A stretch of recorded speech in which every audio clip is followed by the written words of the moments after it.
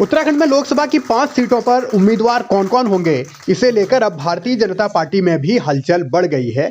Sitting MPs को ही ticket मिलेगा या फिर इनका पत्ता काट कर किसी नए चेहरे को इस बार मौका दिया जाएगा, इसको लेकर कवायद जारी है। और 26 तारीख को देहरादून में एक अहम बैठक होगी। माना यह जा रहा है कि इस बैठक के जरिए ही उम्मीदवार कौन होगा इसको लेकर एक लिस्ट पहले दावेदारों की तैयार की जाएगी और वो दावेदारों का पैनल फिर भेजा जाएगा दिल्ली और उसी पैनल के आधार पर फिर एक एक नाम फाइनल होगा। अभी ये तय नहीं है कि पैनल में 3-3 नाम जाएंगे या 5-5 नाम जाएंगे, तो उसके बाद आगे की कार्यवाही होगी।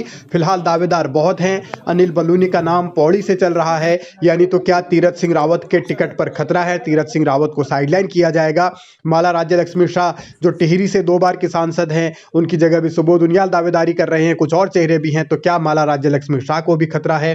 तो ऐसे सवाल हैं। सवाल ये भी होगा कि धामी किसे हरी झंडी दिखाते हैं, टिकट किसे मिलना चाहिए, दावेदारों का जो पैनल जाएगा उसमें धामी की सहमति क्या होती है, यह भी महत्वपूर्ण होगा। तो फिर इन परिस्थितियों में त्रिवेंद्र रावत का क्या होगा, क्योंकि उनका भी सियासी करियर अधर में है, तो उनको लोकसभा भेजा जाएगा या घर ही बिठा के रखेंगे, इसको लेकर भी दिलचस्पी बढ़ेगी जब दावेदारों का नाम, दावेदारों का पैनल दिल्ली जाएगा। हरिद्वार से निशंक का क्या होगा, उनको लेकर भी संकट है, सवाल है। अजय टम्टा के खिलाफ भी लगातार रेखा आर्या ताल ठोक रही हैं, तो क्या अजय टम्टा के सामने चुनौतियां हैं या जो वो दावे कर रहे हैं वो सच हैं? मेरे संसदीय क्षेत्र के अंतर्गत जो लोकसभा की तैयारी भारतीय जनता पार्टी के स्तर पर बूथ तक के कार्यकर्ताओं का जो भी जिम्मेदारियां चल रही हैं, जो भी कार्य राष्ट्रीय नेतृत्व और प्रदेश नेतृत्व के द्वारा दिए जा रहे हैं, वो सब लोग हम लोग काम कर रहे हैं, शक्ति केंद्र तक काम कर रहे हैं।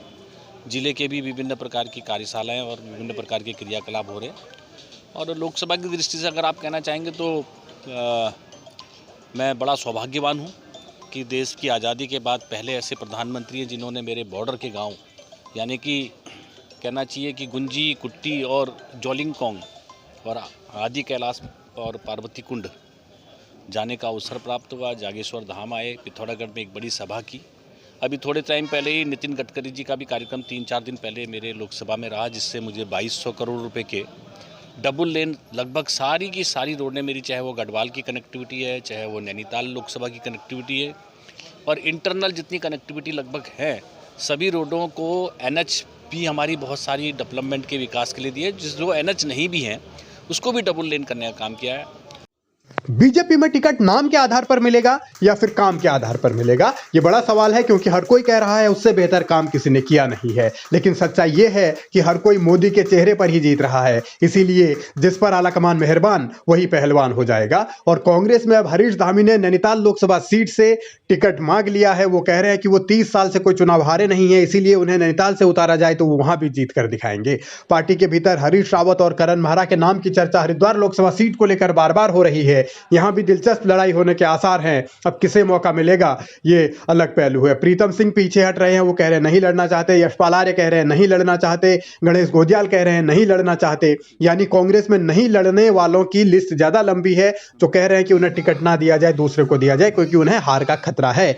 दूसरी ओर बीजेपी में लड़ने वालों की लंबी लिस्ट है। वो कहते हैं कि हमें दीजिए क्योंकि हम जीत जाएंगे, सबको पता है मोदी का नाम है, तो उसी आधार पर नैया पार हो जाएगी। अब दिलचस्प है कि पैनल में किन किन का नाम जाएगा और उन पैनल में से जो नाम होगा उम्मीदवार के तौर पर वो किसका आएगा, इसको लेकर दिलचस्पी बढ़ गई है।